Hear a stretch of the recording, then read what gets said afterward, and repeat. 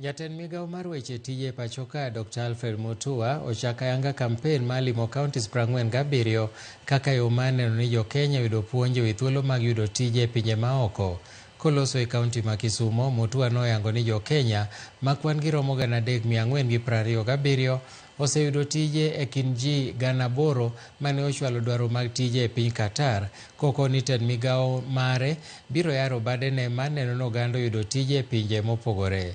Mutua koni kochopo tich adek ma juma manyien, tend migao mare kaachiel gi jatend piny biro timo limbe e counties mopogore mar neno ni oganda ondikore ne yudo thuolo mag tijego, ka bende okwayo Jo-Kenya mondo ne ni gitimo ikruok makare gi obok madwarore kaka picha mar passport e kind mamoko kokalo kuom mbui mar piny owacho mong'ere kaka e-Citizen.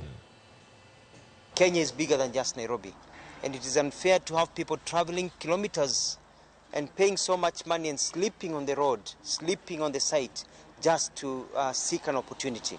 So instead of them coming, we are taking the jobs to them. We are taking the jobs to all the 47 counties of this republic. For the Qatar exercise, out of the 8,000 jobs that were on offer, we were able to recruit 3,247 Kenyans in round one. Already as we speak, out of those recruited, 1,500 have received their offer letters and signed them, and they have started processing documents so as to depart.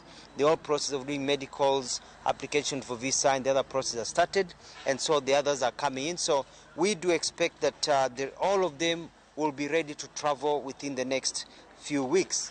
We will start next Wednesday. We'll take a small break during Christmas, continue in January, and complete by mid to end of February of next year. I will be publishing on my normal X government website, my Facebook handles, together with all the other related sites, the programs and the jobs being offered, and I'll do this by end of day of Monday.